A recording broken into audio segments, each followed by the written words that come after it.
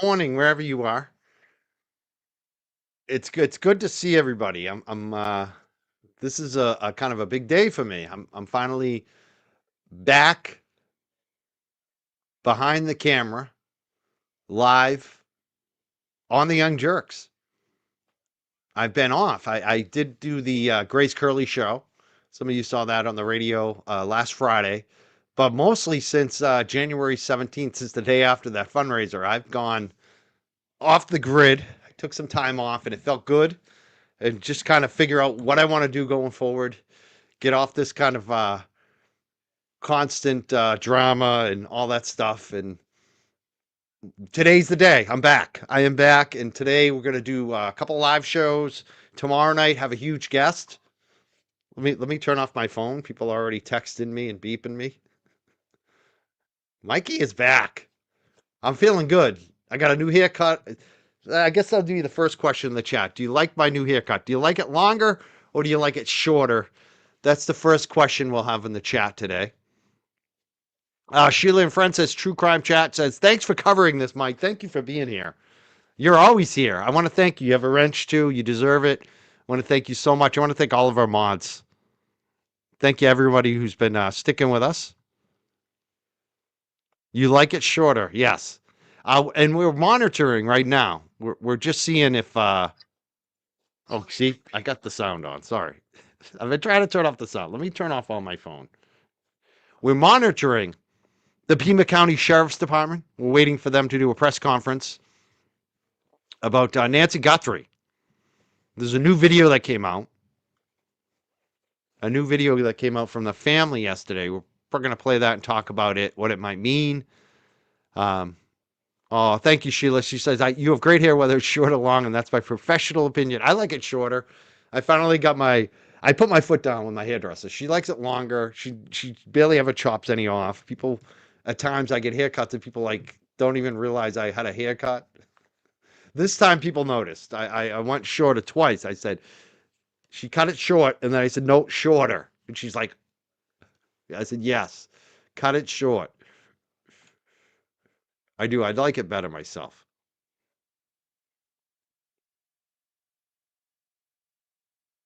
Just checking the Pima County Sheriff's Department again. They're supposed to have a press conference between 1 and 1:30 Eastern time, is what was announced, but we'll see. It may be a lot later. We don't know what's going on. We'll just talk about this whole thing. This Nancy Guthrie, who went missing, Pima County, Arizona. They're supposed to have another sheriff's press conference. She's the mother of Savannah Guthrie, who is a TV personality.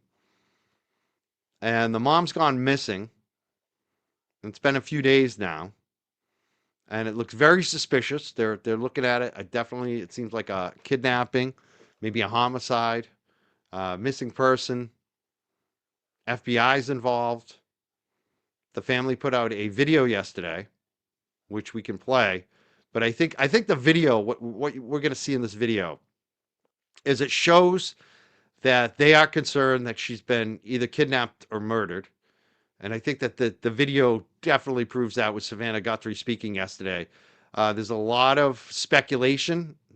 Ashley Banfield show has put out what they consider a source pointing at the brother-in-law, the husband of the sister of Savannah Guthrie, that he may have done this. He was allegedly, the last person to see Nancy Guthrie. And that's what I suspected right away on this. You know, a lot of people were jumping to maybe it's the cartels or kidnapping gang.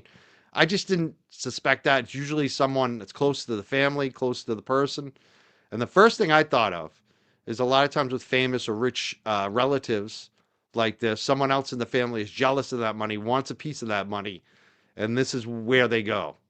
And I suspected it could be a sibling or an uncle or a spouse of a sibling. And that's exactly where people are kind of pointing. We don't know. It's too early to say. I don't want to get a mob after this guy. What I do know is that law enforcement is watching everything. And they have their suspects, and believe me, they're watching everybody. And they're going to make it seem like they're not. They're going to make it seem like they have no suspect, even if they do have a suspect, because they want that suspect to make a mistake. They're going to be following that person, and that person, whoever it is, or persons, they want them not to be suspicious that they're onto them. And I think they probably are onto the person or persons who's behind this. And I think that was one of the reasons why this video went out yesterday. It's because they want this person or persons to make further contact with the family or the media so that law enforcement has another opportunity to investigate, right? So let's play the video that came out yesterday. And what you're going to see is Savannah Guthrie in the middle does most of the talking in this video. And her brother on the right, who definitely doesn't seem involved in this at all. And the sister, who is, look at her face. She looks very upset, the one on the left. And I think she is the sister that is married to somebody that may be a suspect in this. So keep in mind that law enforcement probably told them to record this so they could get a proof of life, or even if it wasn't law enforcement, somebody who's dealt with hostage situations in the past and missing persons. I think they gave them this advice to make this video because it gives law enforcement an opportunity to get more information. Yeah, I agree, Mike. It is her husband. Yeah, it may be her husband, the one on the left. It may very well be him. I just want to check Pima County one more time, make sure we're not missing the press conference as it started. No, we're still waiting. Everybody in the world is still waiting for this. Let's play this video. On behalf of our family, we want to thank all of you for the prayers for our beloved mom, Nancy. We feel them, and we continue to believe that she feels them too. Our mom is a kind, faithful, loyal, fiercely loving woman of goodness and light. She's funny, spunky, and clever. She has grandchildren that adore her and crowd around her and cover her with kisses. She loves fun and adventure. She is a devoted friend. She is full of kindness and knowledge. Talk to her and you'll see. The light is missing from our lives. Nancy is our mother. We are her children. She is our beacon. She holds fast to joy in all. You could tell this was all written out ahead of time. And they're reading off a paper, and I guarantee you someone in law enforcement or somebody that has dealt with these types of hostage situations in the past helped them write this. And the first thing she's doing is humanizing her, humanizing the mom, reminding whoever has her captive that people care about her, and expressing she has grandchildren, letting that person know, like, do you have any loved ones? Think about what you're doing if she's still alive. This is it's hard to watch. This is all of life's circumstances. She chooses joy day after day. Despite having already passed through great trials of pain and grief, we are always going to be merely human, just normal human people who need our mom. Mama, if you're listening, we need you to come home. We miss you.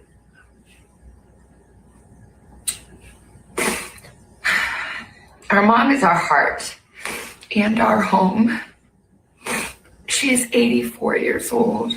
Her health, her heart is fragile. She lives in constant pain. She is without any medicine. She needs it to survive. She needs it not to suffer. We too have heard the reports about a ransom letter in the media. As a family, We are doing everything that we can. We are ready to talk. However, we live in a world where voices and images are easily manipulated. We need to know without a doubt that she is alive and that you have her. We want to hear from you, and we are ready to listen. Please reach out to us. Mommy, if you are hearing this, you are a strong woman. You are God's precious daughter, Nancy. We believe and know that even in this valley, He is with you. Everyone is looking for you, Mommy, everywhere. We will not rest. Your children will not rest until we are together again. We speak to you every moment, and we pray without ceasing. And we rejoice in advance for the day that we hold you in our arms again. We love you, Mom. Love you, Mom. We love you. Actually, hold on for 1 second.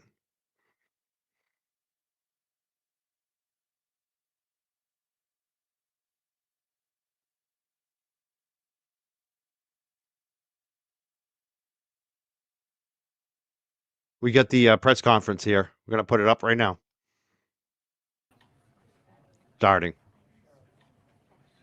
One more thing. We're going to have a couple of things on the screen. Don't freak out about getting shots of that. We'll send that to you guys. Okay? Everyone hear that? Have them looking nice. Okay? Thank you. I know. I hope the sister and the husband aren't behind this. Please email me. It's going to be pcsdpio@sheriff.pima.gov. Okay?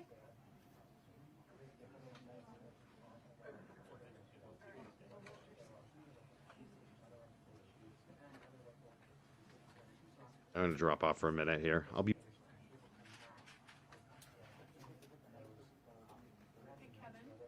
Be aware that we're going to try to shoot the things that are on the screen. I will duck. Thank you, sir. Yeah. Why don't you do that first?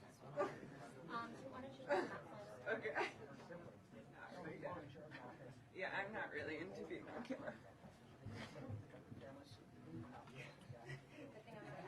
Shouldn't be able to hear much because they haven't started speaking yet, except the background noise. That's why I'm going to check on my phone.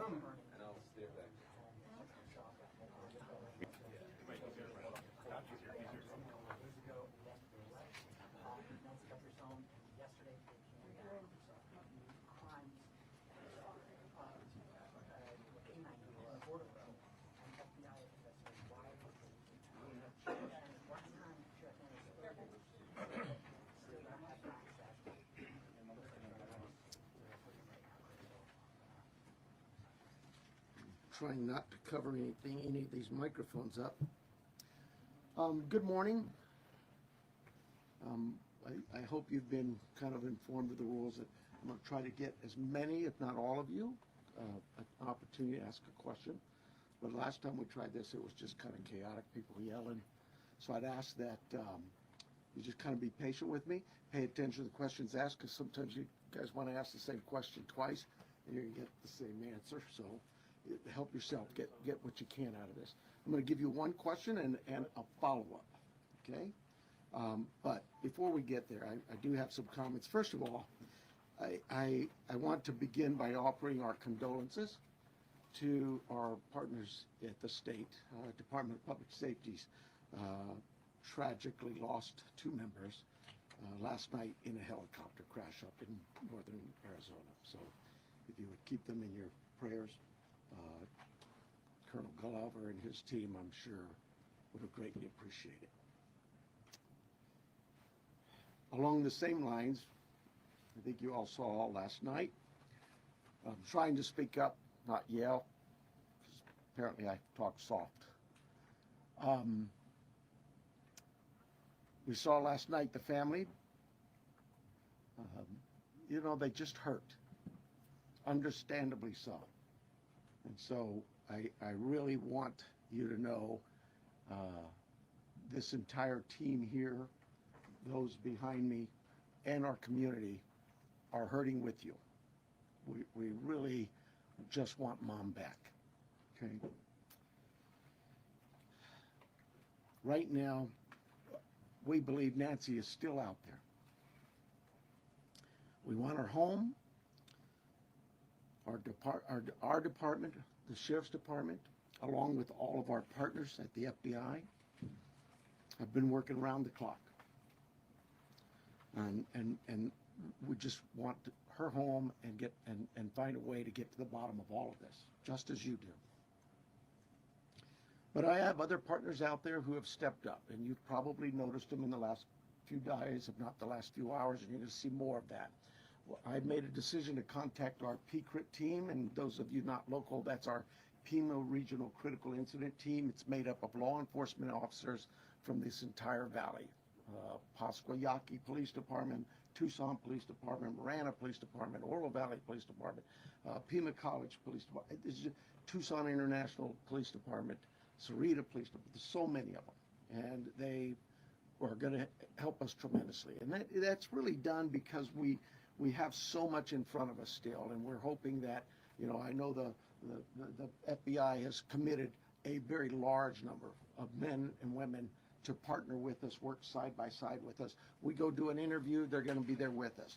We're going to go look at some evidence or process evidence, they're going to be right there with us. We're sharing every piece of information, all the data we can to get this thing solved. And it's important that my partners in law enforcement know and understand their roles, because it is very large, complex investigation with a lot of moving parts. And we're at that phase now where sometimes we're waiting, right? We're waiting for analysis, we're waiting for lab reports.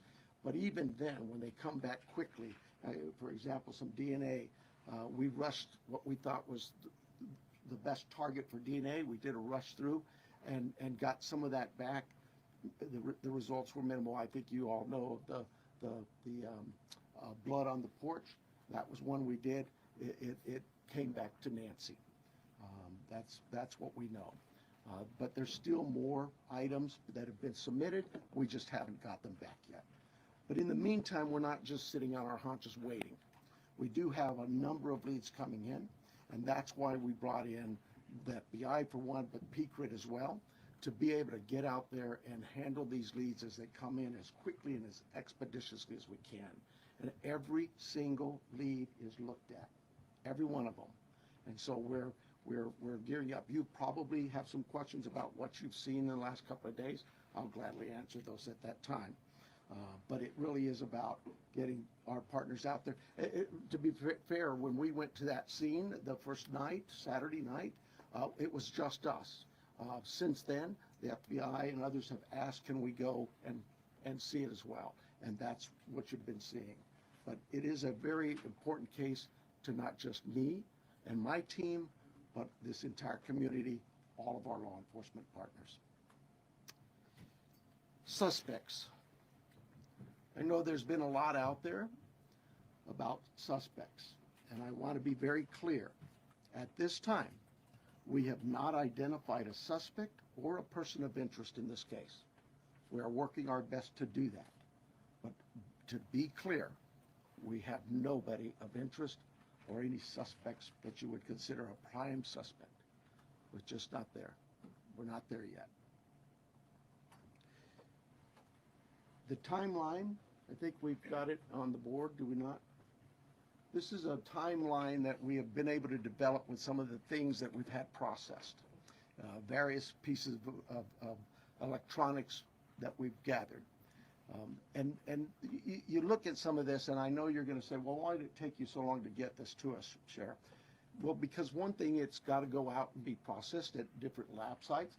And sometimes that stuff comes back to us, and like you, we have questions. And we say, wait a minute, what is this about? What about this? Could it be that? And so it's sent back, or it's sent somewhere else. So, and that's happening with all of the things we see that process, that review, and that questioning of, all right, what is it we're looking at? So I'll go over it with you. You can see it on the board there, but at about 5:32 p.m., these are approximate times. 5:32 p.m., Nancy travels to her local family's home for dinner and playing games with the family, and just visiting. At 9:48 p.m., which is very consistent to what we were told by the family, that Nancy was dropped off at home, and we know that because we have a garage door open at approximately, I can't stress that enough, at approximately 9:48 p.m. At 9:50 p.m., that garage door closes, because that time we assume that Nancy's home and probably going to bed. Sunday morning, early morning at 1:47 a.m., the doorbell camera disconnects. At 2:12 a.m., software detects a person on a camera, but there's no video available. They had no subscription, and therefore it would rewrite itself. It just kind of loops, right, and covers up. That's what our analysis teams have told us. We're not done with that. We'll do all we can, but that's what it says. So it detects a person on camera. Could that be an animal? I imagine that's possible. We don't know that. We just have no video. But we're not giving up on that. 2:28. Nancy's pacemaker app shows that it was a disconnect from the phone. And at 11:56 a.m., the family checks on Nancy, discovers her missing, and at 12:03 p.m., 911 is called in to the Pima County Sheriff's Department. I believe it's about approximately 10 minutes later, 12 minutes later, our patrol teams arrive. They see the scene, and we start our response with our search and rescue teams and our detectives from homicide and various units. In fact, every unit here, I think somebody questioned, how come there's an ICAC member out here, or this member? Everybody in our criminal investigations team is a part of this team and part of this investigative effort. I think with that, let me make sure.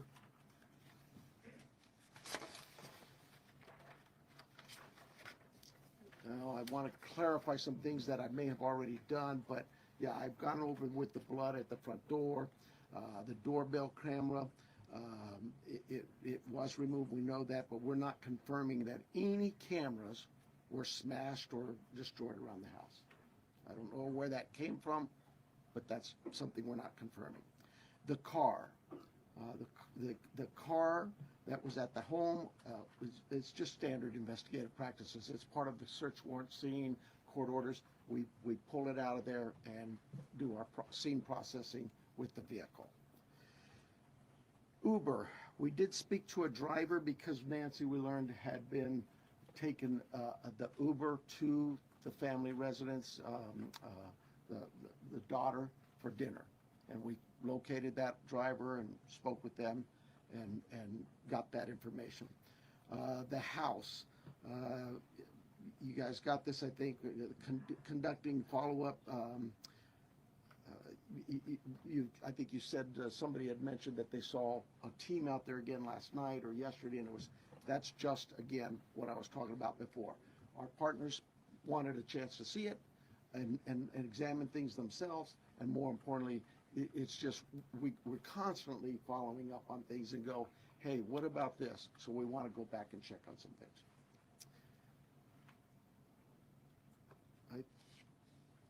Oh, here's the other thing. Someone had mentioned there was forced entry. I have no clue where that comes from. We have been very consistent. We are not discussing that at all, whether it's forced entry or not forced entry. That is something we're just not discussing. So I don't know where anybody got that information. I think I am about done with my piece of this. I'm going to bring up here Heath Yankee, and I think you know him if you haven't been here. John Edwards is the assistant agent in charge with the FBI here at the Tucson office. Heath Yankee is the special agent in charge for the state of Arizona out of Phoenix, and he will come up and speak.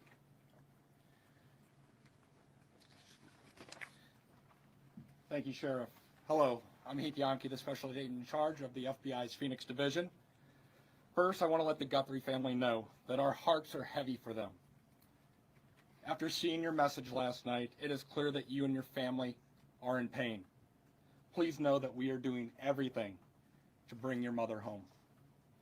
The FBI is now working this case jointly with the Pima County Sheriff's Department, and we're going to start today by announcing a $50,000 reward for information leading to the recovery of Nancy Guthrie and or the arrest and conviction of anyone involved in her disappearance, and this will be the missing persons with the reward that will be going out. The FBI has agents, analysts, and professional staff employees working day and night with our partners at the Sheriff's Department. We have deployed additional intelligence and agents from our Phoenix office. We have brought in our Critical Incident Response Group from Quantico, Virginia. Members from our Cellular Analysis Survey team are here, and they continue to collect and process digital information. We are actively reviewing and analyzing information from all digital sources, which includes banks, social media companies, phone companies, and any other organizations where a digital footprint could have been captured. All this information provides data points and helps put the picture together. And we will be in the community continuing to conduct a thorough investigation with our partners. You heard about us out there last night. We will be back out there today. I would ask the media, give our investigators the space to do their jobs while they're out there. Next, regarding the ransom letter. We are aware of a ransom letter that was sent to the local media and then to national outlets. As with every lead, we are taking it seriously. We are in communication with the family, and while we advise and recommend from a law enforcement perspective, any action taken on any ransom is ultimately decided by the family. Thank you to those in the community that have called in tips. For anyone out there that may have information, no matter how small you think it may be, please report it. You can do so by calling 1-800-CALL-FBI or online at tips.fbi.gov. My next message is to those imposters who are trying to take advantage and profit from this situation. We will investigate and ensure you are held accountable for your actions. We have made one arrest related to an imposter ransom demand, and a complaint will be presented to a magistrate judge later today. You will get more on that from the FBI and our U.S. Attorney's Office here in Arizona when it becomes available. To anyone that may be involved, do the right thing. This is an 84-year-old grandma. This is an 84-year-old grandma that needs vital medication for her well-being. You still have the time to do the right thing before this becomes a worse, much worse scenario for you. Please return Nancy home. Thank you. Alright, so you wanna call me on the phone? You can call them up. Okay, so the first person we're gonna start with the list is gonna be NBC National, Liz Prince. Right here. Can you walk us through that timeline from when you believe, if you look at this here, from 147 to 228, what you think happened there, and what particular software would have detected somebody on camera? Yeah, I don't, I know we know the software that was there, but I'm not, sorry, I'm just not in the weeds. I know that, think of your doorbell cameras. Somebody walks up, my wife's, if I walk up, she gets an alert, and it's usually something like that. A person's detected. So to understand and follow up, one, does that mean that it was about a 45-minute span that this suspect or suspects would have been on the property? And then also, does this essentially mean that you've cooperated with the tech companies and you can officially say that no surveillance video is available from the home? We know that the tech company that we sent that camera off to, yes, they've said they've run out of ways to recover any video. Next Was that about 45 next minutes? person's gonna be ABC News, Aaron Katersky. Yeah, I'm sorry, was what 45 minutes? Can we say it's about a 45-minute span that somebody would have been on the property then, from 147 to 228? Yeah, I think those times speak for themselves, and it is about, like I say, those are approximates, so yes. I'm sorry, who was next, did you say? Aaron Petersky, ABC News. Hi, Sheriff. Thanks very much. Is there information that you are purposefully withholding because of the active investigation that might be leading you in a particular direction? You know, this is no different than any criminal investigation that we conduct here. Law enforcement has conducted investigations since 1865 here in Pima County. We're always mindful of what it is that's in front of us and what we should release and can release. There's legal guidelines that guide us, but there's also strategy too. So, you know, I'll leave that for you to determine. Now that you are having such an injection of manpower from the Pima critical incident team and the FBI, we could slow to bring that in at the outset should all of these resources been brought to bear sooner.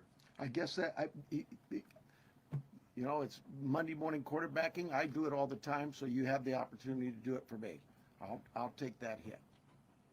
CBS News, Jonathan Vigliotti. Sheriff, over here, has there been any proof of life, and has there been any sign of life? I'm going to, anything to deal with the ransom notes and that, I would defer to the FBI, but no, to my knowledge, we're still looking for Nancy. And for my follow-up question, if I can speak with the special agent, what was it about this apparent ransom note that now 3 days on, you first haven't been able to validate, and second, it warranted informing the Guthries of its existence? So the ransom note that was sent out there, obviously every lead in this case we are taking extremely serious. But not Given, everyone is presented to the family. Why this one? because this was the ransom that came in and it had facts associated with a deadline, with a monetary value they were asking for. So at that point, What were some of those facts, if you can, because there's been a lot of speculation, as you know, if you could set the record straight. yeah, the ransom itself, one talked about an Apple Watch and one talked about a floodlight. We're not going to go into specifics. It's very important that we keep this investigation moving forward, and we don't want to put more facts out there that others then can use to try to profit from this. Who else would CNN, know, who else next would know about CNN, an Apple next Watch? Ed Lavandera. Agent, I want to follow up with you real quick on that. There have been, as far as we know, I think 3 ransom notes so far, 1 arrest. Are they all different? Or do you think there's different authors behind all of them? Or So the one that went to the media is the one we are currently investigating and working on. The imposter that I talked about, where an arrest was made early this morning, that there will be more information. We believe there's no evidence to connect this to Nancy's case. It was someone that was trying to profit from it, a total imposter. and Sheriff, you started off the press conference by saying you believe that Nancy is still out there. Do you have reason to believe that she's still out there alive, or are you fearful of the worst case scenario here, that she won't be found alive? Well, I'm certainly fearful of that. I think we all are. But it is, we operate from a position that until we know she's out there, she's alive, and we're going to continue thinking that way until we find her. Fox Digital, Mike Reese. Yeah, sir. Michael Rose from Fox Digital. Sheriff, you said you've identified no suspects. Have you ruled out anyone she was with on Saturday night? You know, we've talked to so many. I'm sure that my investigators have feelings about this one's clear or this one isn't. But no, I wouldn't say anybody's ruled out yet, because what if I rule you out and then later I learn something else? No. So my follow-up, you mentioned that you don't know where the reporting of a forced entry came from. Do we know how whoever did this got into her house? That I would not discuss with you anyway. Fox News, Paul Morrow. Question for Agent Edwards, if I may. Agent Edwards, will the Bureau be submitting the DNA for investigative genealogical investigation relative to maybe hitting a relative, somebody if you will? I would say the DNA aspect of this case is being handled by the Pima County Sheriff's Department right now. However, should we get to that point, yes, that would be an option for the FBI to assist. And a quick follow-up, does the ransom note that you're working establish any communication protocols in it? No, it does not. And that is what I think is important, that if someone has Nancy and is demanding the ransom, that there is communication with the family. We talked about has been no proof of life, and there was no other demands within that letter. So they're still waiting for communication. ABC affiliate Ashley Holden. Right here, Ashley Holden. When you say the doorbell camera was disconnected, do you believe that that camera was taken? We do not have it in our possession. We've not located it. And then a follow-up. I know that we've been hearing a lot about ransom notes. We were also hearing in that video that was put out by the Guthrie siblings, and I don't know if this is a question for the FBI or yourself, but the challenges of seeing an image and knowing that it's real. Could one of you address that? Has the family received correspondence, any images, videos? So we're not going to go into facts regarding this part of the investigation. I think part of that message was, with AI these days, you can make videos that appear to be very real. So we can't just take a video and trust that that is a proof of life these days because of the advancements in AI, and trying to actually get a proof of life that we can verify. But we're not going to go into anything the family may or may not have received. KOLD Catherine Patterson. So in regards to a timeline on that ransom note, is that being an impact in your investigation? Are we nearing that timeline? I'm sorry, one more time. So in regards to the timeline in the ransom note, are we nearing that timeline? And is that playing a part in the investigation? We're not going to go again into specifics of that part of the investigation with the ransom note, other than what we've put out there. We've been transparent. We're talking about we are working that ransom demand, but we don't want to go anything further than that could impact any opportunities. So thank you. Is there any additional physical evidence at the crime scene other than the technology that you guys are using for this timeline? Is there anything else that's helping you guys other than really the technology?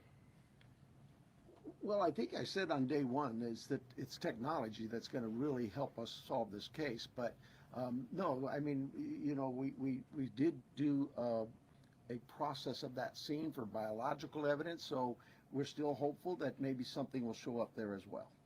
Arizona Republic Richard Relas. Agent Yankee? Yes. We saw on the scene, I believe it was you, taking a tripod into the home of the sister. How involved was the FBI, if at all, in creating the video? Any advice for the family on what to say to the video? I would say we use our expertise and provide consultation and advice anytime a family would ask for our advice in a kidnapping. It's ultimately the family's decision of what they put out and any messages they put out. But we were, obviously, you're all documenting every move we make. We were there last night in talking with the family. But every decision is theirs. Right, that was a tripod and a ring light. And Sheriff Manos, you said the blood was found on the porch and on the front stoop. Just wanted to verify that. I say porch, front stoop. It's all in that same general area by the front door. Front of the house. Front door, yes. What, given her medical condition and the fact that it was her blood, as you say, what would her medical condition do with her recovery if she indeed bled out or was bleeding when she left the house? Well, again, I've got to be careful for HIPAA, but I would say this. We know she is in need of medication, daily medication. And we also know that this is day 4 or 5 and still we don't know that she's getting her medication. That could in itself prove fatal. And for the No, that'll be that question. For KGA News, we have Craig Smith and Athena. I'll get that for you. I'll do that. Craig? KGA, Athena. Oh, okay.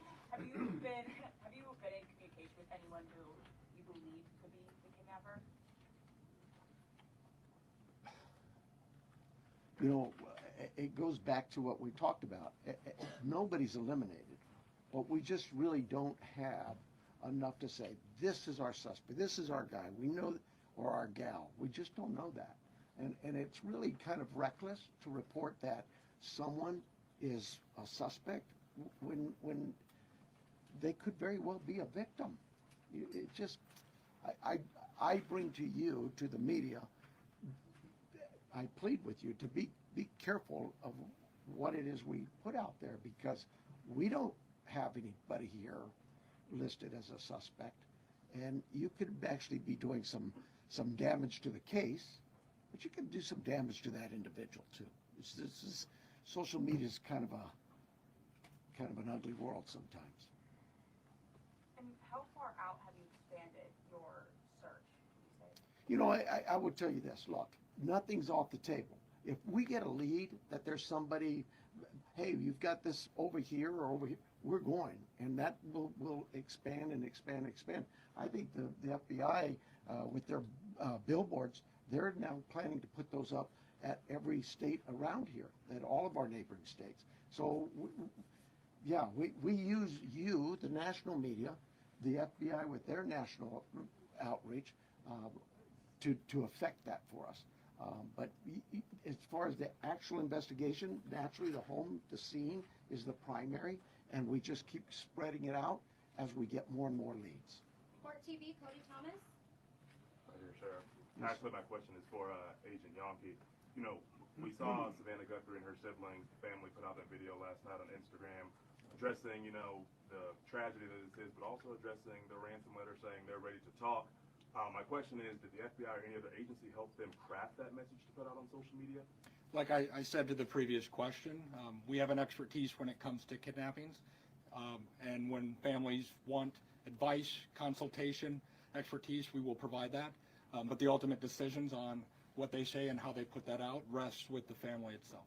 And as far as suspects, I know we haven't identified one, but what type of suspect or suspects do we think we're dealing with here? At this time, like the sheriff has said, there is no primary suspect identified, so it could run the gamut. So. KPNX, Troy Hayden. Are you actively investigating the son-in-law in this case? I know there were reports earlier this week and you refuted that. You said you haven't eliminated everybody. Have you eliminated him or come close to it, or are you actively looking at him? We're actively looking at everybody we come across in this case. Everybody. We would be irresponsible if we didn't talk to everybody. The Uber driver, the gardener, the pool person, whoever, everybody is so cliche, but everybody's still a suspect in our eyes. That's just how we look at things and think as cops. Does that mean we have a prime suspect? No, and the family's been very cooperative. They've done everything we've asked of them, and we want that relationship to continue. And sometimes people can be mean out there, and that can really harm us and harm our efforts. Did you find blood anywhere else in the home besides the porch? The only DNA evidence we've got back is on the porch. We prioritize things and we rush things, and those items we put out to a lab to rush it. And even then, it's 2, 3, 4 days. The other items could take 10 days, 20 days, but we saw the importance of that blood. It came back to Nancy. So it was only there, it wasn't anywhere else in the house? I don't know that. We processed the house for biological evidence, and we've not gotten anything back. Newsmax, Sarah Williamson. Hi there. My question is just piggybacking off our colleagues here about how far this search has gone. When it comes to doorbell cameras, you say technology plays a critical role in this. Have you been actively door knocking the neighbours and businesses and collecting those doorbell cameras? And is there anything that has come up there? And how far is that? I can't tell you whether things have come up or not, but we have door to door. I think we're still doing door to door, not just in that neighborhood, but other neighborhoods.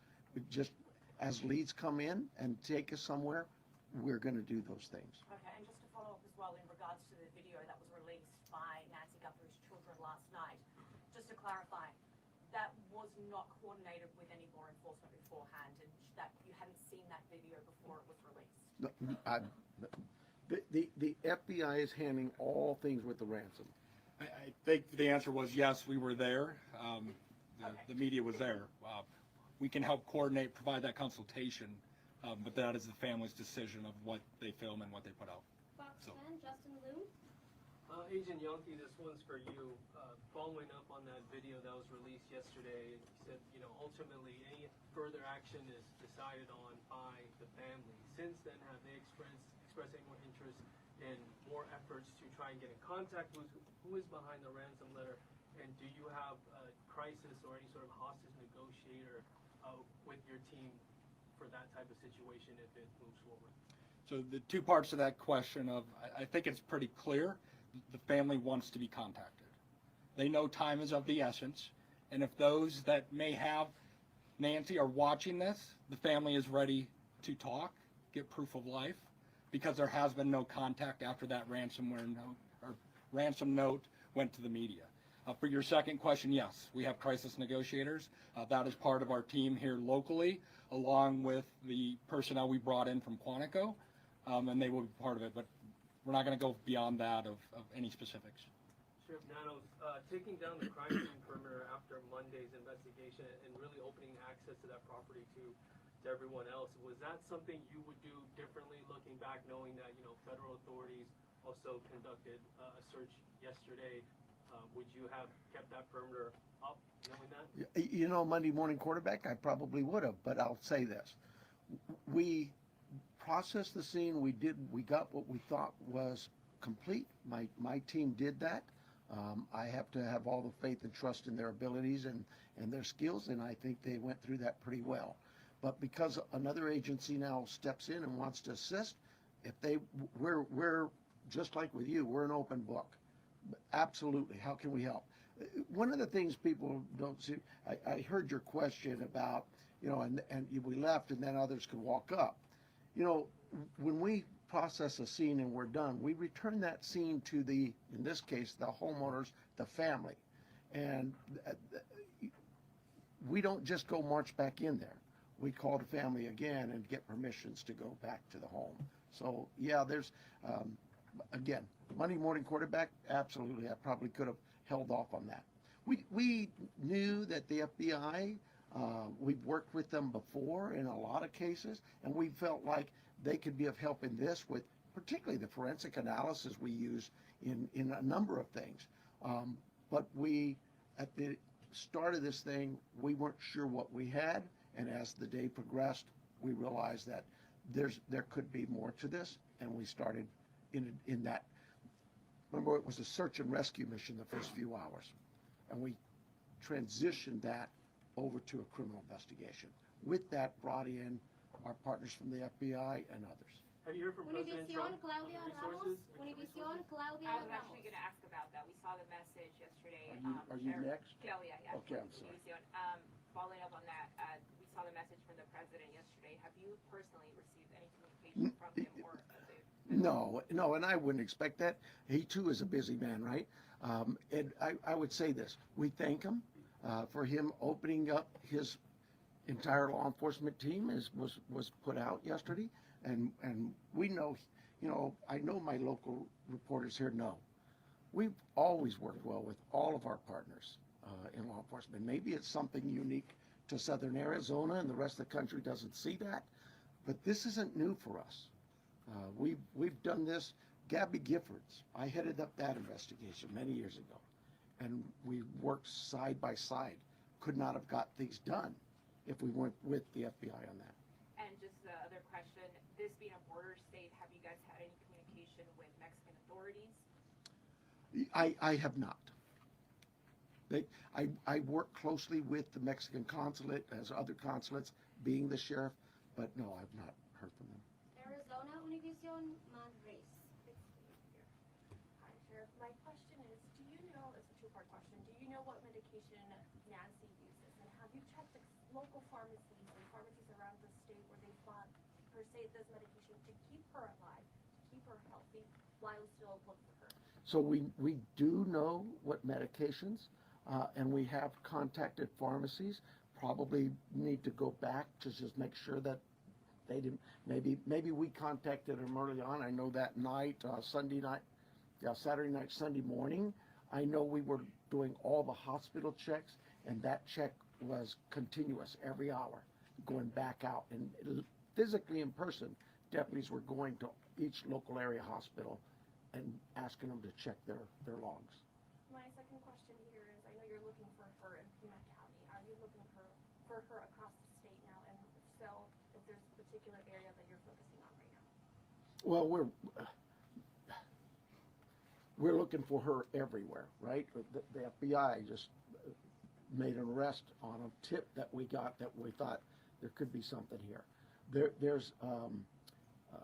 Yeah, it's statewide. The billboards are going to be out there across the country. We take leads from everywhere, and where those leads take us, we'll get there. MS Now, Alex Talbot. Agent Yankee, do you have any reason to believe that Nancy Guthrie may be being held outside of the country? Is that something that you've ruled out at this point? We don't have any of that information. We haven't ruled anything out. Like the sheriff said, we will follow the facts wherever they take us, whether it is outside of the state of Arizona or over the border. We will follow the facts and go there, but we have no indication anything over the Mexican border. And you mentioned on the ransom note there were details about the Apple Watch and the floodlight. Yep. The ransom notes that were sent out to TMZ, KGUN, and KOLD, are they all the same ransom note? Do they contain the same details in each of those individual ransom notes? The ones that I am tracking and aware of were the same. That went to TMZ also.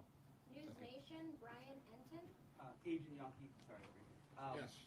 When did the first ransom note arrive? And the reason I ask is because the Apple Watch has been in the news and on social media, and you could see like floodlights on video. So was it before those things were out in the world? I don't have the specific time frame as I sit here today of what time it came in, but that you are right. Anyone could see a floodlight hanging down, could have seen some of those things. The watch has been talked about, so that timing is tricky, but that's why we're taking it serious no matter what and following the leads on that. But I don't have the time frame that the first note came in as I sit here today. Thank you. And my follow-up is for the sheriff. In the house, were there any signs that someone tried to clean up or maybe destroy evidence? I can't talk about the crime scene, so I'll give you another shot, another question. My other question is, I heard the agent say that it was a joint investigation now. At the other press conference, the FBI said they were assisting. Is it joint now? I mean, are both agencies in charge now? Look, there's no ego here. We in this part of the country, we'll take anybody's help. It's not about who's in charge. From day one, when we contacted the FBI, they were that gracious to say, whatever you need. And so that's really it. And they're great partners, just as my other local law enforcement brethren. I didn't even have to ask. That's what's really amazing. I haven't had to call anybody. They've called me. Sheriff, what do you need? Arizona's Family, Brianna Whitney.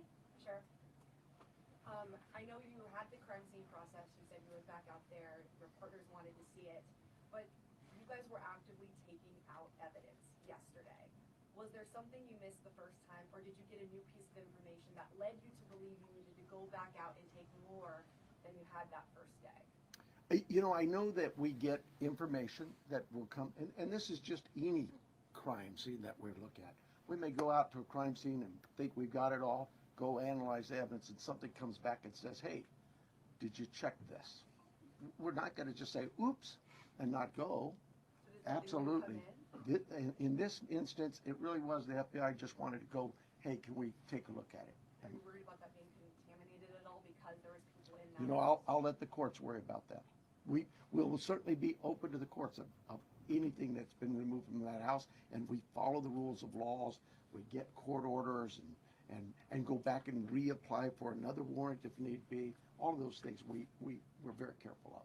Arizona Public Media, Lynn Boyd. Ellen Boyd over here.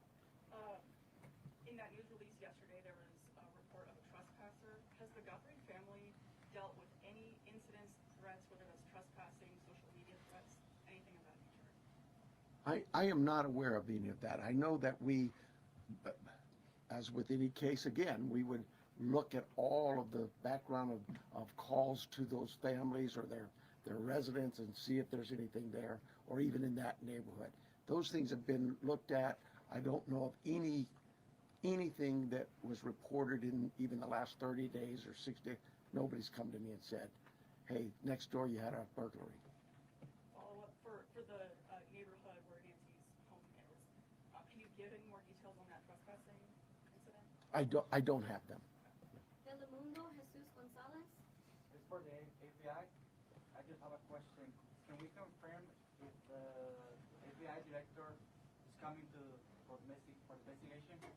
Yes, Director Patel is being briefed several times a day on this investigation back in DC. He does have a trip scheduled to Tucson that was pre-scheduled before this, but he is receiving consistent and constant updates from our team here. He's coming today? He is not coming today. And before you go to the next one, I know you may have had a follow-up question, but I think I overstepped you. So if you wanted to ask, I'll give you that opportunity. Thank you, I really appreciate that. Thank you, sir. Absolutely. Thank you. At what point do you deem the ransom note not credible if there is no communication that follows up since you received it? Like, what's that timeline where you say, no proof of life, there's no more, this isn't credible? I think we start to look at what the deadlines were in the note. First, I think was 5 o'clock today, and then it had a second deadline after that. So we are continuing in a normal kidnapping case. There would be contact by now, trying to discuss that. But those are the time frames we are looking at as we move forward. Are you able to say that second deadline that was given? I don't have that with me right now. So thank you. Sorry about that. Entertainment Tonight, Denny Directo. Yes, my question actually is for Agent Yonke. There was a report that said the ransom came from an email that the FBI was actually looking into that IP address. Any update on that? Nothing that I can release. Thank you. And then also, there's also conflicting reports about who was the last person to actually see Nancy and drive her home. We know she took an Uber to Annie's house, but can you confirm whether it was Annie or her son-in-law Tommaso who took her home that night? I think the timeline that the sheriff provided was a family member, but Just family. We're going to go with family. Record TV, Vandry Piera. We are for national, so we're not familiar with the area, so we think that it's a remote area. So my question is, why is so hard to track a car or something suspicious that have passed through the area at that time? How difficult it is, because probably cameras around or something. Yeah, you're talking about the challenges we face in some of being in a rural area like this. Those are challenges we face all the time. We'd love it to have all the cameras in what we would consider a more urban nature type area. But once you get out into the community, that's not the only part of Tucson that is that way. And we just find ways to overcome those challenges. We don't just disregard it. We still look at ways to find for example, ring cameras that might catch just a piece of something. It goes by, it doesn't catch the whole car. Those kinds of things. We don't give up. We still go out. But not, at least a car that came out at that night? I Far can't. away, I mean, like miles from the house. We have cameras all over, and those things are being reviewed. Arizona Republic, Richard Ramos. I'm a different person, let's pretend. Did he get two? It's the second one. Was that you? Oh, sorry. No. All right. Thank you guys for keeping us honest. No, you already asked your question, so we're gonna go to the New York Times with Reese. And I apologize for getting your name wrong here, Reese. Tebow? No, you're close. Tebow. Hi, Sharon. Hi. The 212, the camera that detected movement at 212, was that a different camera than the one that was disconnected at 147, and where was it pointed? We don't know that. We don't know which camera that was. When we did the software, it just told us that a person was detected, but I'm unaware of which camera that was. So there were multiple cameras and you're not sure? Sure, there were multiple cameras at the home. Okay. And is there a possibility that this is not a ransom situation, and if so, what else could it be? Your guess is as good as mine. I would say absolutely there's a possibility that this is nothing to do with the kidnapping. But we cover all angles. We're not going to dismiss something until we actually know for a fact that it's one way or the other. People Magazine, we have Danielle Walker. So I wanted a little more clarity to follow up on his. Is there anything more you can say? Was this actually targeted or not? Do you have any? That's why we have the FBI to look at those areas where there may have been a target. Maybe it is a kidnapping. But no, we don't have anything to rule that out or to say it is. And as far as the ransom notes, there was a part in there about Bitcoin. Are you looking into that now, investigating? Yes, that's part of the investigation. Can you go and elaborate any further if you found anything or if there's any ties or any suspects tied to that Bitcoin? There is not at this time. Associated Press, Joe Goldendale. Hi, Sheriff. Just to follow up to a You're prior- Joe? I'm sorry. You're Joe? Goldendale. Oh, I thought you said Joe. Okay. Just to follow up to a prior question, you had said early in the investigation that authorities don't believe Nancy Guthrie was targeted. Why don't authorities think that Nancy Guthrie was targeted? Who said that? Who said they didn't You had think said she? that early in the investigation. Boy, if I said I absolutely misspoke. I've never thought she was or wasn't targeted. We've always believed that is certainly a possibility. I mean, you'd be silly not to think that. Somebody disappears in the middle of the night out of their home. You can understand where I'm coming from. But no, if I said that, obviously I misspoke or maybe somebody misheard me. But I've never believed that she was or was not a target. Is there anything more specific you can say about what you believe the motive to be for this kidnapping at this time? Motive's always going to be a question, and we'll know more as we go what that motive is. But right now, my guesswork is as good as yours. And then we also have, the final one will be from KBOA here in Tucson, Monica Garcia. Okay, so let's talk about that 5 p.m. You say 5 p.m. deadline today. Is that the deadline? Oh, maybe that's for the FBI. Yes. Can you just give us some sound on that? Because that's a big deal. That's within hours about that 5 p.m. deadline per the ransom note.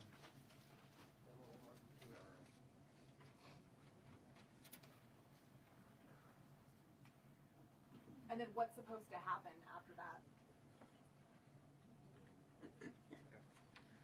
So the ransom note that was distributed to the media did make a demand for 5 p.m. today, and if a transfer wasn't made, then I think a second demand was for next Monday. We're not going to go beyond that, but that was the ransom note the media received. Did it indicate what would happen if they didn't need that ransom? Did they? We're not going to go into those specifics. Thank you. 5 p.m. Eastern, I'm sorry, I know it's not Arizona. It's 5 p.m. I don't. It's 5 p.m. And then, sorry about that, Inside Edition, Jim Murray. Special Agent Yonke, given the fact that the FBI participated in the creation of this family video, does that suggest your belief that the author or authors of that ransom note, in fact, have Nancy Guthrie? Again, we're taking the ransom note serious, and we are following that part of the investigation. And does the fact that there is a ransom note suggest to you that Nancy Guthrie was taken specifically because she's Savannah's mom? There's nothing to indicate that. Thank you guys so much for all of your questions. The sheriff does have just one more note about what happens next year, or what doesn't happen next. Well, it's what happens for us is we're going to continue working. For you though, I hope this worked out well for you. But right now, I have no plans to schedule any further press conferences unless we have some real evidence or something to bring up to you. It's pretty pointless to just keep hounding the same things over and over. And as Special Agent in Charge, Yonke said, please give us some space, and that's not just physical space. Give us some space, give my team some time, because these things do take time and they are difficult. And everybody out there is really working hard. And mistakes are going to be made. And if I made them, mea culpa. It won't be the first mistake I've ever made. But more important than me is we want Nancy back. That's the key. Okay? So thank you very much, and thank you for your concern in this. Thank you. If you're looking for the other person that was up here, it was John Edwards, JonEdwards,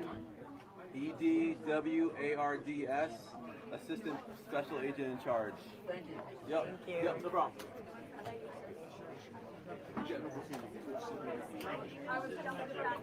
House over there. A lot of media. You can tell some of the TV news ladies are there. Pretty ladies. It's like a lot of media there. All right, that's it. Wow, a lot was just reported. I just want to thank everyone for watching today. We had we're having good numbers, even on our YouTube, but on our Facebook. A lot of people watching on Facebook and Twitter, X, and even a couple people on Twitch. I always get excited when we get a couple people on Twitch because that never happens. And if we do, it shows it's a good content people are interested in. If you're on Twitch, please leave us a comment. We love to see our Twitch people or our Facebook people. Thank you, Sugar. Thank you to all our mods too, Victory and Mary. We love you. Thank you so much for being here. A lot of comments about the sheriff. People aren't happy about the sheriff. His one says, Jay says, this sheriff is equally as bad as the Providence, Rhode Island police chief. I don't think so. Like at first I didn't like him. He said some wonky things in the other press conferences. But today I thought he was pretty good. He has an Elmer Fudd like kind of demeanor. But I think he was pretty good today. He answered questions. And he gave us a lot. I'm going to read some of the comments. But we did get a lot of comments about him. People not liking him. She said the same thing. The sheriff should not be giving updates. I like that he's giving updates. I'm going to give him a couple positive things. Number one, I like the fact that this sheriff's department has a professional looking setup here. The video I'm streaming is directly from them. It's not like from CBS or ABC where I could get in trouble, which is great. They have their own feed, so individuals, independents like myself on YouTube can stream it, not worry about any copyright, public domain. So I appreciate that they have good sound, good video, for us for free for no issues. So I really appreciate they're doing that.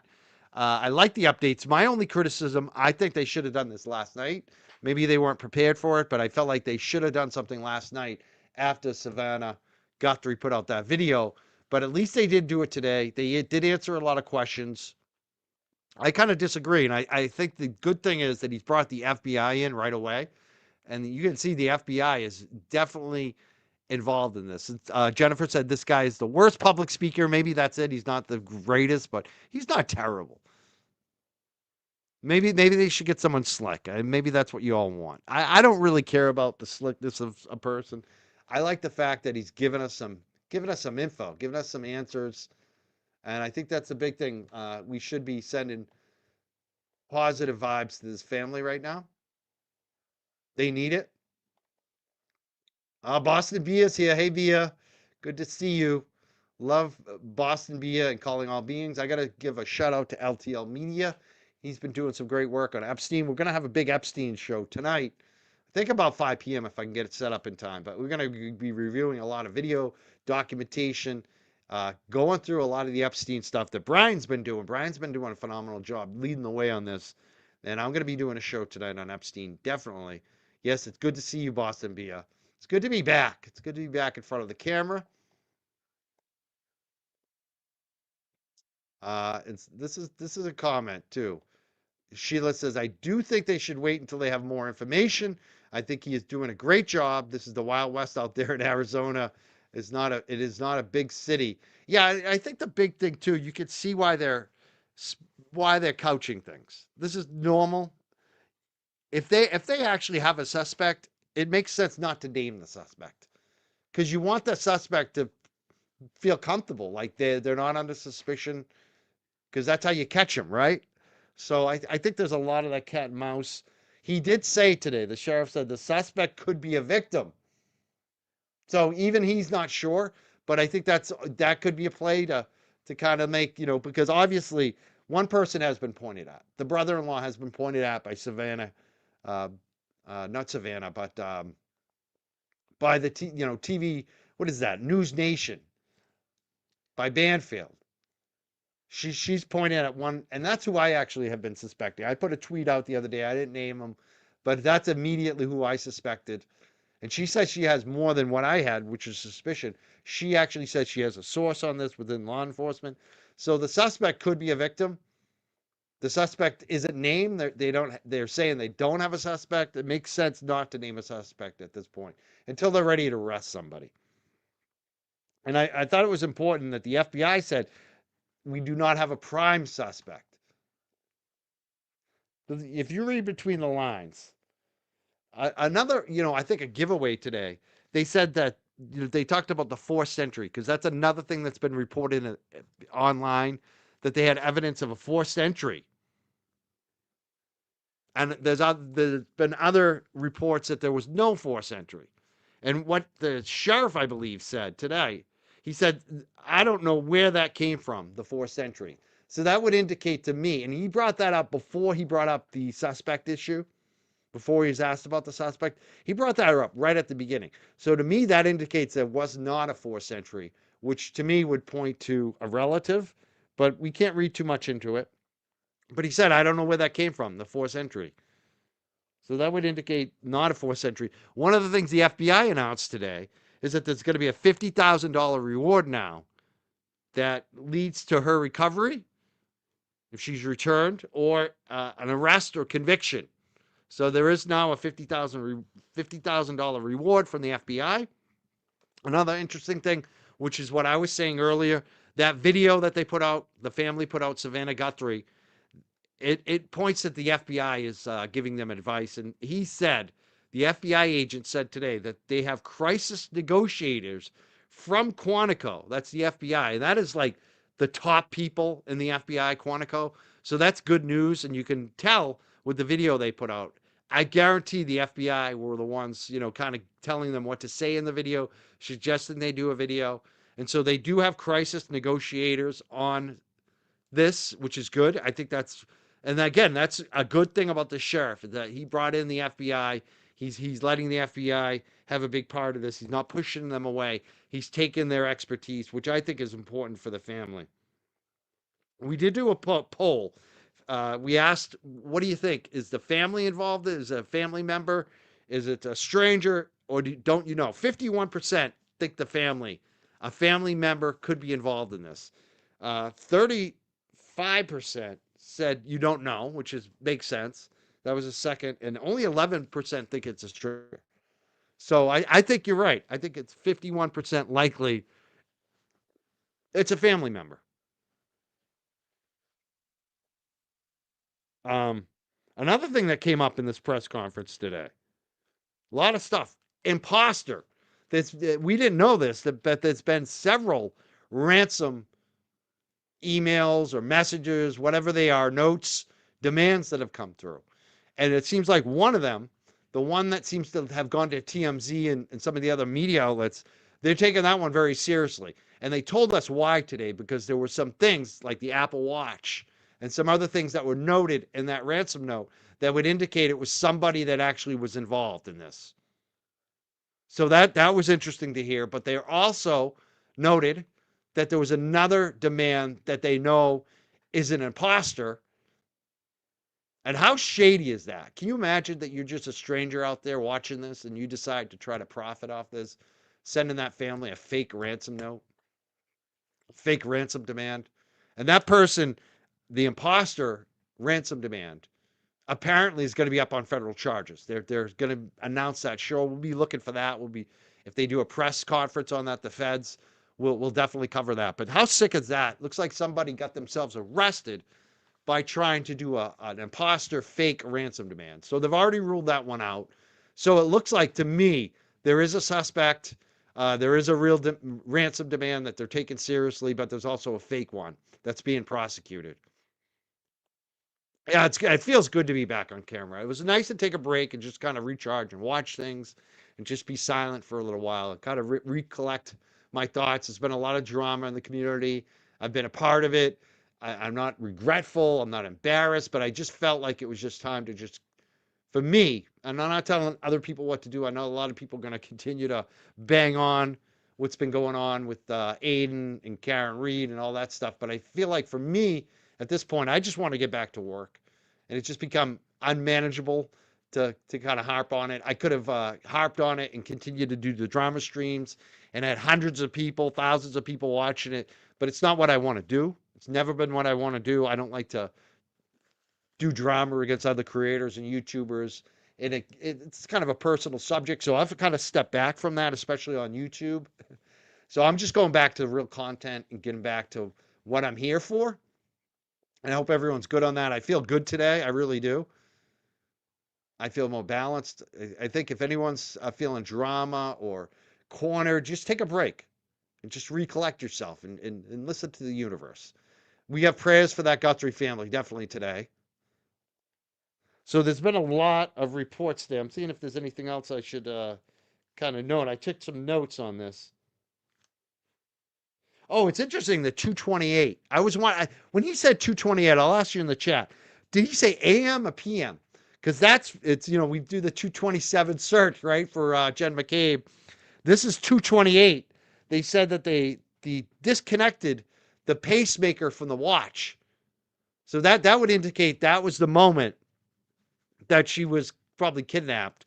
228, I don't know if it was PM or AM. That's interesting. Was it in the middle of the night? Did they say AM or PM? See, I didn't catch that part. I just heard 228. That just like.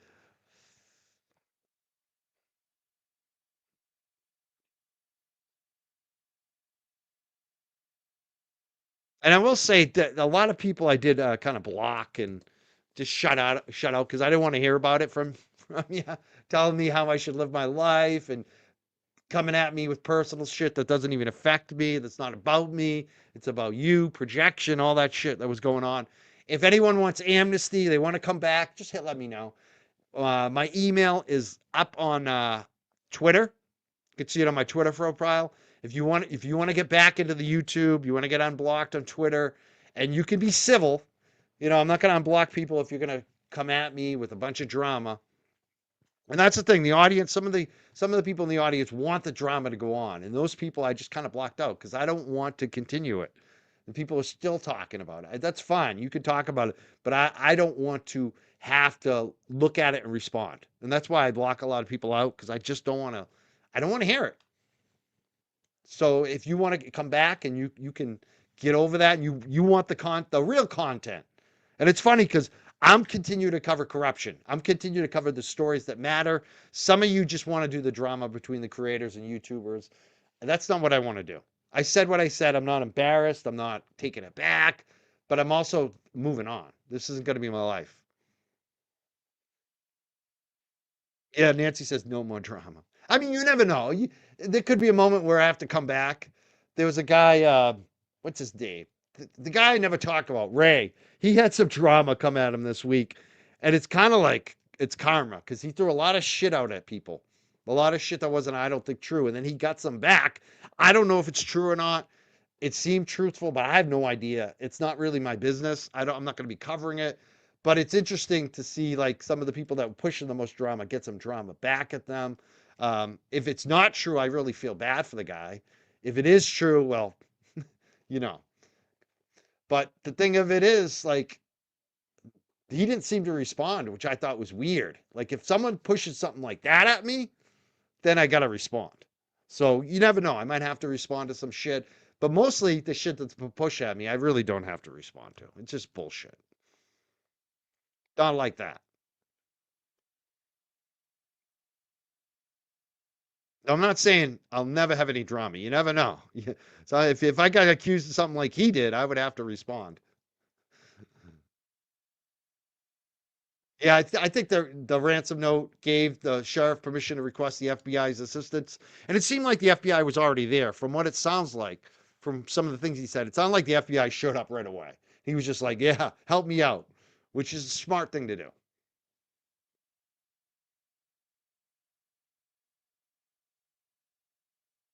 Yes, feeling great. I'm not listening to all the spaces anymore either. I mean, I like the spaces in terms of I like some of those people. I think there's some great people there. I love Astro's voice. I love Babs. I do. I like these people. I do like them. I'll probably be listening. I don't think I'll be going on them, but I'm not going to listen to all of them. Obviously, I last night I didn't listen to any of them. I don't know. It depends how I'm feeling. If I have time, if I have the energy, the bandwidth for it. If I'm not doing a show, but it's up to you. You do what you feel is right. I think sometimes it's better just to listen than to speak on it. Like for me, anyways. You blocked anyone that yelled at me. I appreciate you. And that's the thing too is I don't want people to get so involved that they are personally hurting themselves to defend me. If someone's bothering you, just block them. You don't have to respond. You don't have to defend me. I'm fine. It's totally fine. I'm good, you know? And I'd say too to people, like, we all have to make our decisions on how much we can put up with. And I'm not telling people to stop. If you feel like it's important to you and you can handle it and you're protecting yourself and your family, then, go for it. Do what you want. I'm not telling people what to do.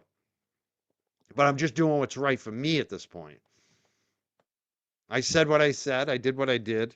I'm not going to say I'm 100% proud of every moment of it. Some of the stuff I might have taken back and done a little differently. But hey, you know what? I think I've pretty much proven that I'm not going to be bullied and that I'm not a pushover. So that's good.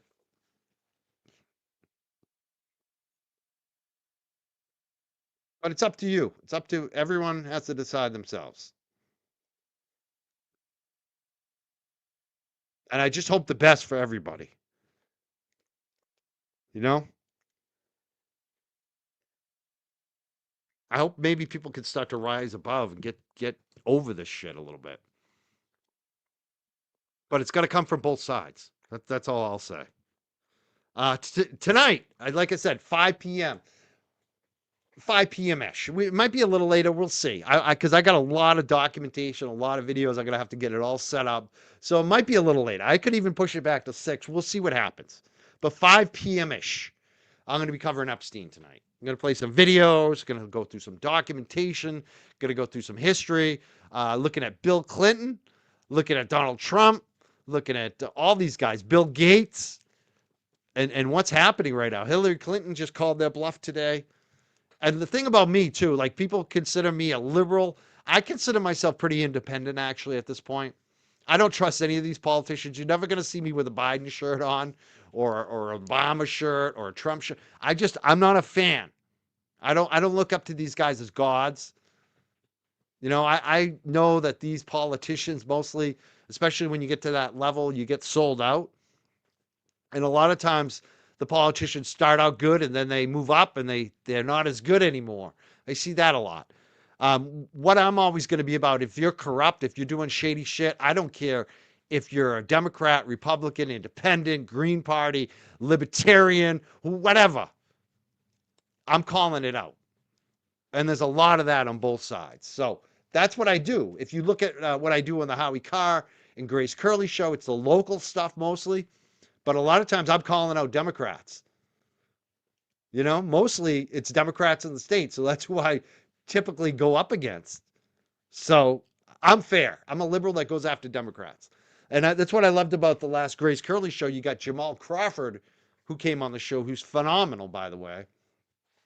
Jamal, totally for his people, black guy, been doing activism, community work in Roxbury, in Boston for decades, well-respected guy. And he's not afraid to call out a liberal. He's not afraid to call out fraud.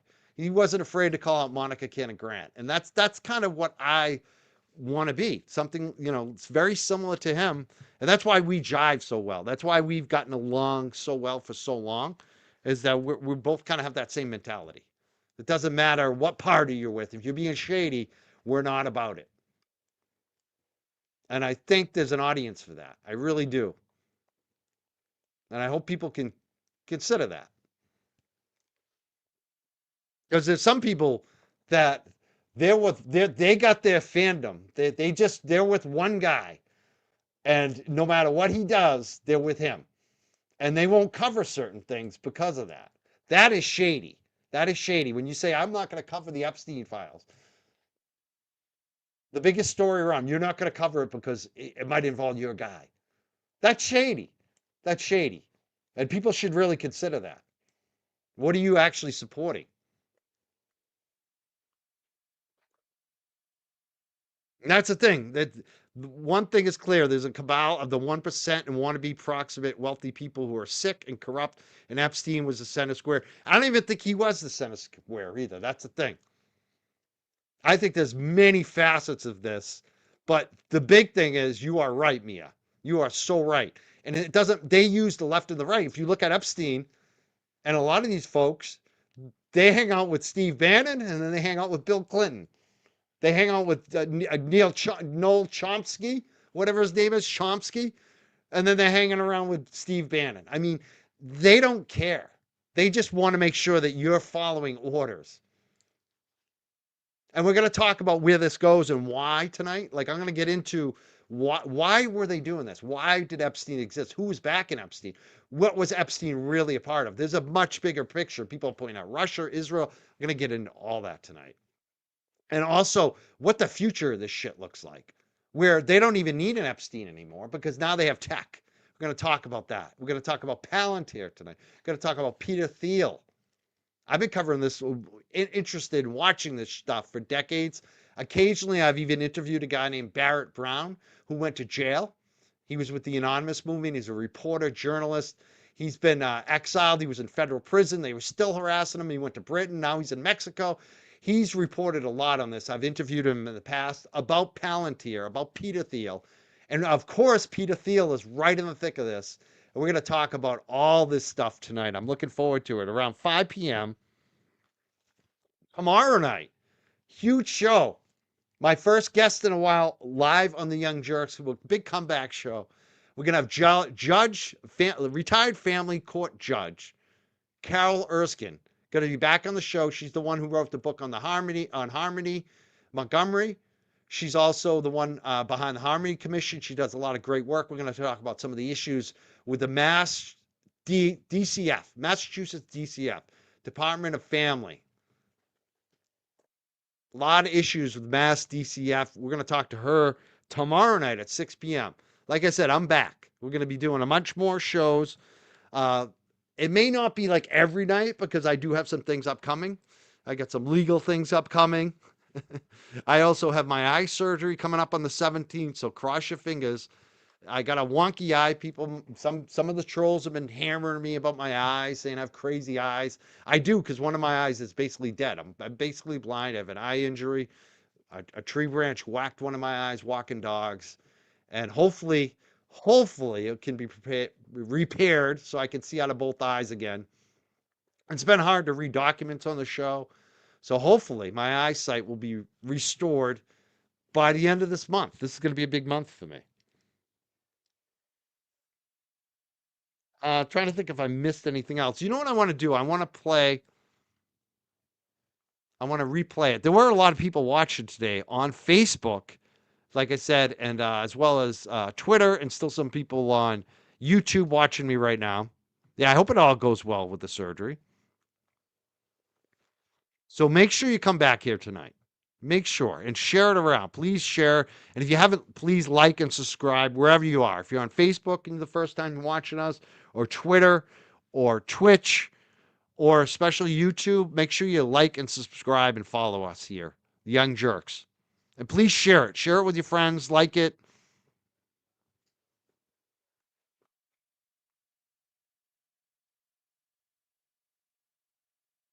All right, I think I'm going to go eat some late lunch. I haven't eaten. Yet.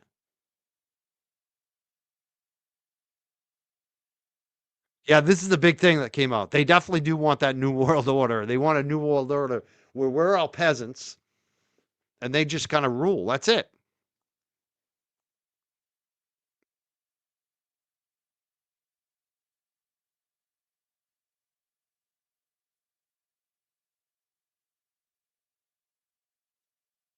That is it. All right, before I go, any questions, any comments? Oh, I also pinned in the chat. If anyone wants to call in StreamYard right now, I'll give you an opportunity before I leave. I'm not going to be here much longer, but if anyone wants to jump up, please do so. I also want to thank, I believe it was Darcy, who sent me a big donation to my Civil Defense Fund, my fundraiser, earlier this week. Thank you so much. That was so much appreciated. It really made my day. I want to thank you so much. And there's also another big supporter who gave a generous Venmo a few weeks ago. I want to thank her. I'm not even going to say her name, but she knows who she is. I really appreciate the support and the fact that people are still kicking in for me, even while I was like kind of on vacation, kind of just chilling out. I really appreciate that. You don't even know. Yeah, keep your fingers crossed. Keep me in your prayers for the surgery.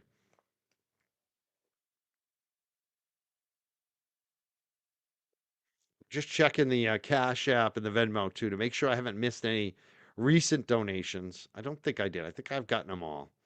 I think that's pretty much it. Yeah,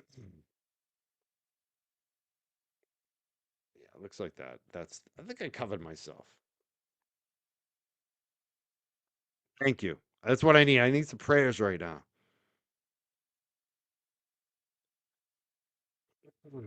So again, I'll be live tonight around 5 p.m. ish, maybe a little later. Could even be as late as 6. But make sure you hit the notification bell. And when you subscribe to us, there's 2 ways to subscribe to us. Make sure you're subscribing to all notifications. And you can check that on our videos where you see make sure you subscribe to all our notifications so you get every notification from us.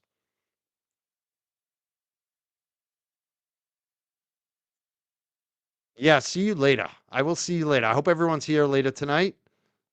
We'll be praying for Nancy. Pray for me, for my eyes. And we'll see you later. But before I do that, I'm going to play this video again from the family because we didn't get to watch it fully. And again, note how the family members are acting. The one on the left, she looks like she may be a little torn here. She may be suspecting her own husband. I don't think she's in on it. But wouldn't that be wild if she was actually in on it? Oh, thank you so much. Sugar2N says, for all your hard work, much respect. Thank you so much. $10 super chat. I really appreciate that. Thank you. And Sheila sent $4.99 earlier. Thank you so much for the super chats today. Much appreciated. Oh, you'll be here tonight, Lynn? I can't wait for this show. It's going to be fun to go through a bunch of files. And it's funny, too. A lot of the files have been taken down. Like the Justice Department put out a shitload of files on these tranches. Excuse me.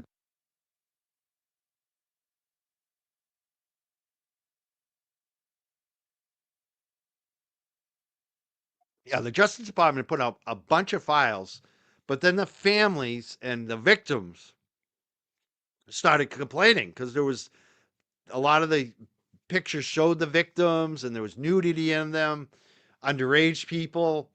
So the Justice Department had started actually not showing as much. They're not sharing as much right now, which kind of stinks because I didn't get all the original documentations, but I found a way to kind of get in there and look at everything that's been released so far.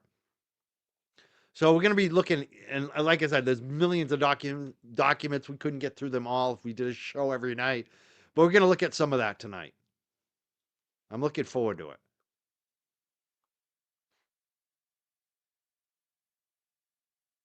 All right. Did I miss anything else? I guess the last comment I asked, do you like the hair shorter or do you like it longer?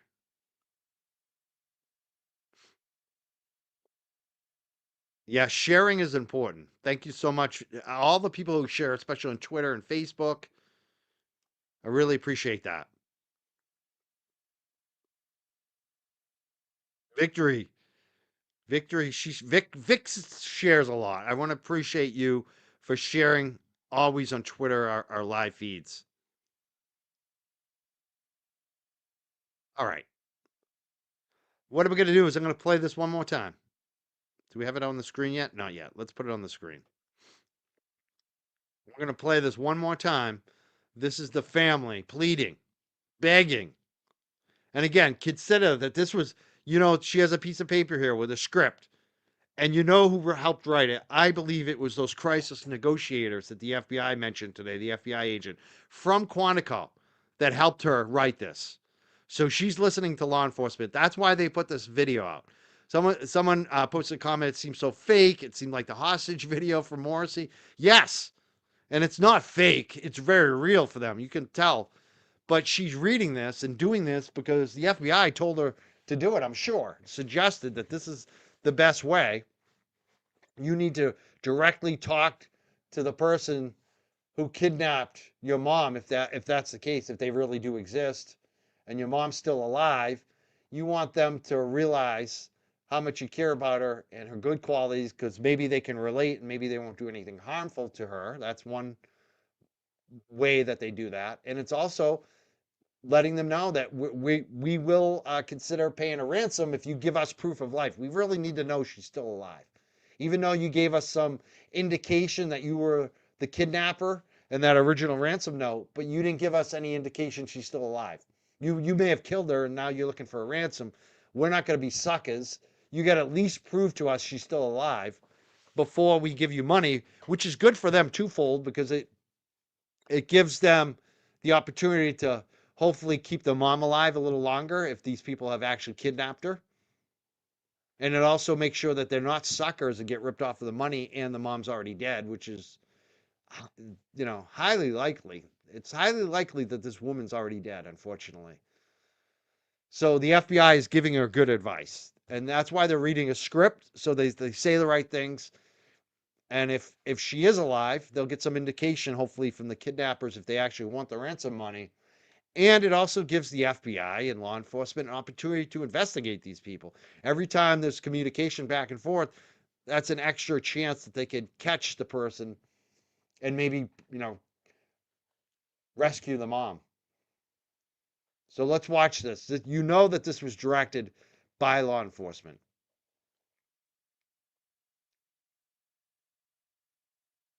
So see that Deidre. All right, let's read this one. The son-in-law's body language in the snippet isn't good. The crossed arms, not defiantly so, but crossed nonetheless. That is not the son-in-law. That is the son.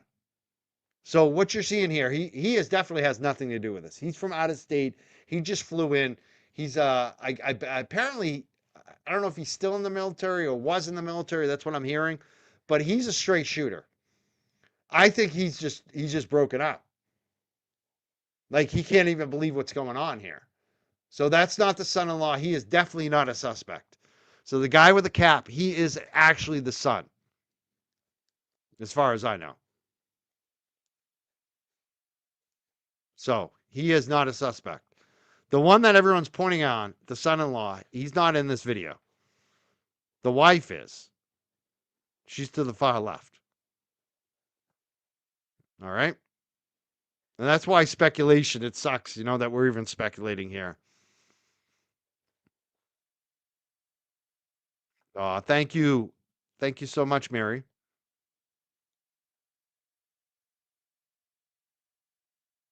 Let me see if yeah, it was when I was watching this last night, it was tough to watch.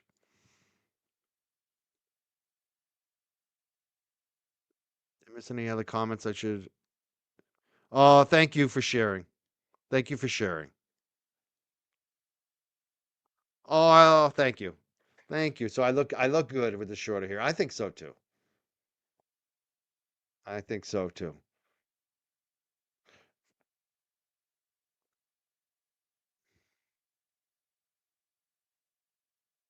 All right, let's play this video and then I'm going to check out and I'll see you later tonight around 5 p.m.ish, maybe a little later depending. But make sure you hit that notification bell. We're going to forward you to that as soon as this ends as well. On behalf of our family, we want to thank all of you for the prayers for our beloved mom, Nancy. We feel them, and we continue to believe that she feels them too. Our mom is a kind, faithful, loyal, fiercely loving woman of goodness and light. She's funny, spunky, and clever. She has grandchildren that adore her and crowd around her and cover her with kisses. She loves fun and adventure. She is a devoted friend. She is full of kindness and knowledge. Talk to her and you'll see.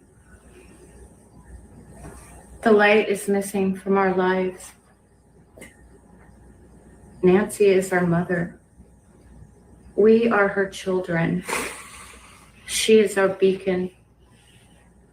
She holds fast to joy in all of life's circumstances. She chooses joy day after day. Despite having already passed through great trials of pain and grief. We are always going to be merely human, just normal human people who need our mom.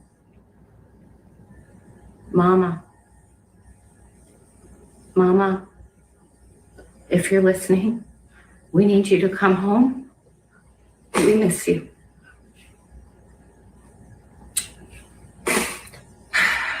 Our mom is our heart and our home. She is 84 years old. Her health, her heart is fragile. She lives in constant pain. She is without any medicine. She needs it to survive. She needs it not to suffer. We too have heard the reports about a ransom letter in the media. As a family, we are doing everything that we can. We are ready to talk. However, we live in a world where voices and images are easily manipulated. We need to know, without a doubt, that she is alive and that you have her. We want to hear from you, and we are ready to listen. Please reach out to us. Mommy, if you are hearing this, you are a strong woman. You are God's precious daughter, Nancy. We believe and know that even in this valley, He is with you. Everyone is looking for you, Mommy, everywhere.